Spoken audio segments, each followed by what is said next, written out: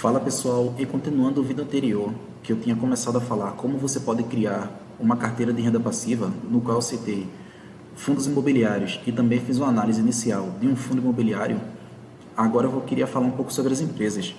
E as empresas na Bolsa de Valores, elas estão inseridas em diversos setores, no qual nós podemos destacar o bancário, a exemplo do Banco Itaú, energia, a exemplo da Engie, mineração, a Vale, siderurgia, a Gerdau, construção, a Exetec, aviação, a Gol e o sistema de pagamentos, a Cielo.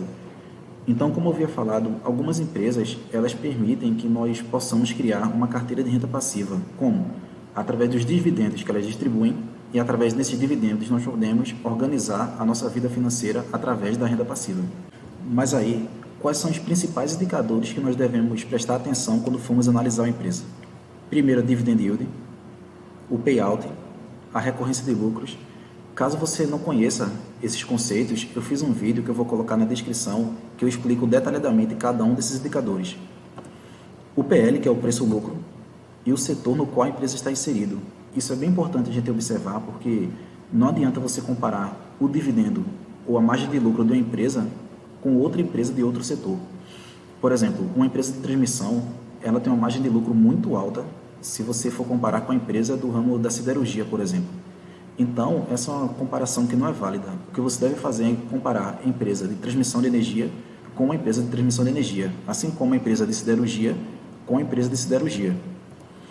E também ver se a empresa é um negócio perene, porque se a gente for analisar o modo de investimento de Luiz Bassi, que é o maior investidor, pessoa física do Brasil, ele compra empresas que elas estão inseridas em setores que são perenes. Como assim? A empresa ela tem um grau de dificuldade muito alto em fechar. Isso quer dizer que ela vai permanecer na sua operação ao longo de muitos anos. A exemplo de bancos, empresas de setor de energia, entre outros. Empresas que não são perenes, podemos citar empresas de aviação, porque se você for analisar empresas de aviação ao longo de 50 anos, por exemplo, quantas empresas mantiveram sua operação? E também empresas de construção, porque construção, como a gente sabe, é um negócio cíclico, porque em alguns momentos está em alta e outro está em baixa. Então, empresas de construção, que são empresas cíclicas, ou empresas que não apresentam negócios perenes, não são boas para a criação de carteira de renda passiva. E como eu fiz uma análise das principais características dos fundos imobiliários, também vou fazer uma análise sobre as empresas. Elas apresentam certas diferenças legais em relação aos fundos imobiliários. A principal delas é que, por exemplo, os fundos imobiliários, eles não podem contrair dívidas, eles não podem pedir dinheiro emprestado a banco, por exemplo, para alavancar o seu negócio. Como assim? As empresas podem, então, as empresas, elas pedem empréstimos a bancos e a partir desses empréstimos, elas vão pagar mediante o lucro da sua operação. Então, é até um indicador que você deve analisar em relação à empresa, que é a dívida líquida sobre o seu lucro. Então, os fundos imobiliários eles não podem contrair dívidas para alavancar a sua operação. Então, o que os fundos imobiliários fazem? Eles emitem novas cotas.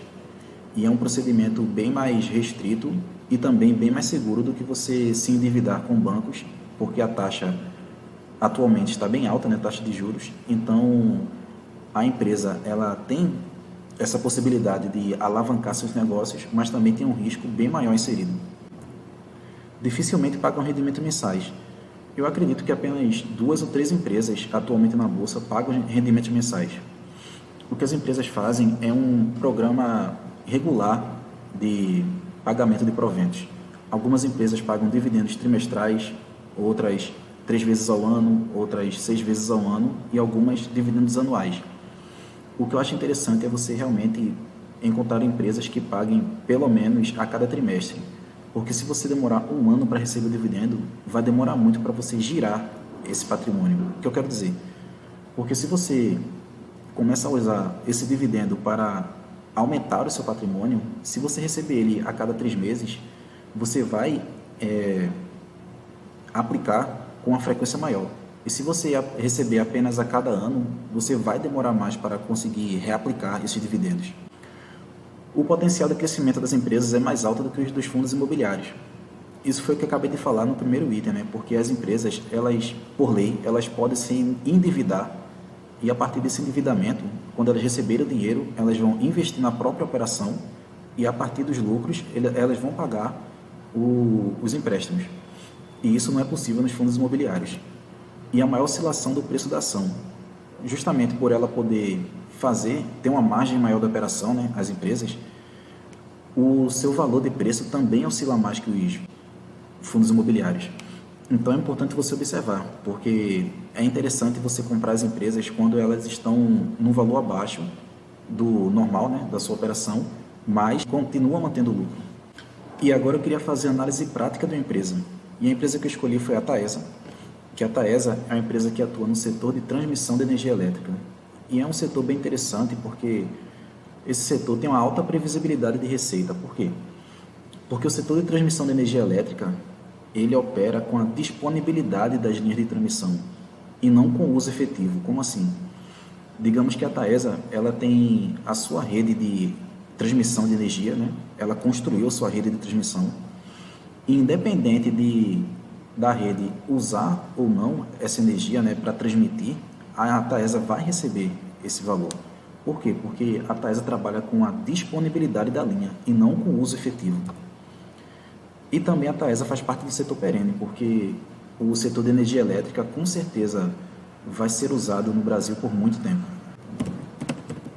Então, se a gente for analisar alguns indicadores da Taesa, a gente vai ver aqui que o valor atual de negociação da ação é de R$ 42,12. Lembrando que essa é a TAEE11, que é a Unity da Taesa, porque se a gente for procurar, a gente vai achar ações preferenciais da Taesa, com o final 4, ações ordinárias com o final 3 e a Unity, que é com o final 11.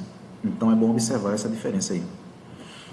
A gente pode ver também que o valor da Taesa, no mínimo de um ano, foi de R$ 32,00 e o dividend yield atual da empresa é de 9,12%, ou seja, nos últimos 12 meses ela entregou cerca de 9% do seu próprio valor de operação. Isso é um yield bem interessante para a empresa. E claro que pela Taesa estar apresentando resultados tão consistentes e dividendos tão altos nos últimos anos, é claro que ela vai se valorizar ao longo do tempo. Analisando mais alguns indicadores, nós podemos destacar aqui que o preço-lucro da ação da Taesa é 6,54, ou seja, um preço-lucro muito bom, porque isso mostra que em pouco mais de 6 anos o lucro da Taesa seria capaz de fazer ela se pagar. Então é uma empresa muito interessante com esse PL. O lucro por ação também é de R$ 6,44. Então, se você for comparar esse lucro por ação e o valor que ela está sendo negociada, que é de 42, você vai encontrar esse PL que é de 6,54. É uma conta bem simples, você divide o preço pelo lucro, aí você acha o PL. E o preço sobre o valor patrimonial está em 2.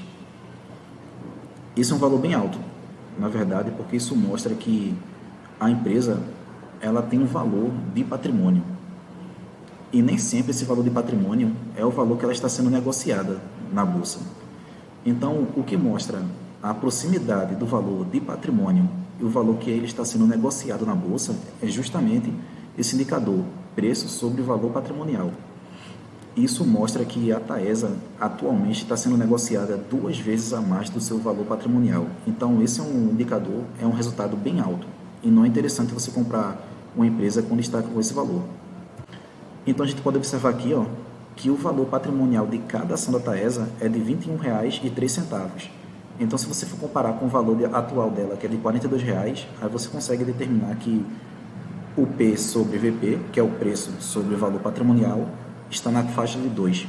Então, se a gente for analisar também a variação do papel, a gente vai ver que ao longo de 10 anos, a Taesa era negociada a R$ 7,00 e atualmente está sendo negociada a R$ 42,00. Isso quer dizer que a Taesa multiplicou o valor da ação em 6 vezes, em 10 anos. Ou seja, teve um lucro, um crescimento de quase 500%. É um valor bem alto, mas não é o mais importante da Taesa. O mais importante que a Taesa entregou foi, de fato, o seu lucro. Por quê? Porque a cada um desses anos, a Taesa entregou lucros crescentes e recorrentes. Então, se você pegasse cada lucro que a Taesa, cada dividendo que a Taesa distribuiu e reinvestisse na empresa, você teria um potencial de crescimento muito maior do que apenas esse apresentado no variação do papel. E finalmente, para encerrar o vídeo, eu queria fazer algumas considerações. É importante você entender que esses indicadores são iniciais e não recomendação de investimento. O que eu quero dizer é que esses são alguns indicadores, mas quando você for definir se você vai comprar ou não uma ação, outros indicadores devem ser analisados. Você precisa entender qual é o seu perfil. Isso é muito importante porque existem vários tipos de perfis. Você pode ter um perfil que compra na baixa e vende na alta, ou então você pode ter um perfil que não gosta de dividendos, realmente você quer aproveitar o lucro da empresa e o crescimento da empresa, ou então realmente você pode ser alguma pessoa que queira desenvolver uma carteira de renda passiva. Então é necessário você ter em mente qual é o seu perfil e qual nível de risco você quer empregar essa carteira. E é necessário sempre manter a diversificação. Como assim? Você não deve colocar todos os seus recursos em apenas uma aplicação, seja ela um fundo imobiliário, uma empresa ou em algum negócio. É sempre importante você diversificar. Por quê? Porque pode acontecer que a empresa que você achava a melhor no momento, ela comece a ter seus lucros prejudicados. Então, para você não ter sua carteira totalmente prejudicada, é sempre bom você manter a diversificação e desse modo você vai se livrar desses riscos. Então é isso, pessoal, mais um vídeo. Espero que vocês tenham gostado do conteúdo. Caso você tenha alguma crítica construtiva, comenta lá embaixo, que eu vou responder o mais rápido possível. E também não se esqueça de dar um like, se inscrever no canal e ativar o sininho para novas notificações de vídeo. Valeu!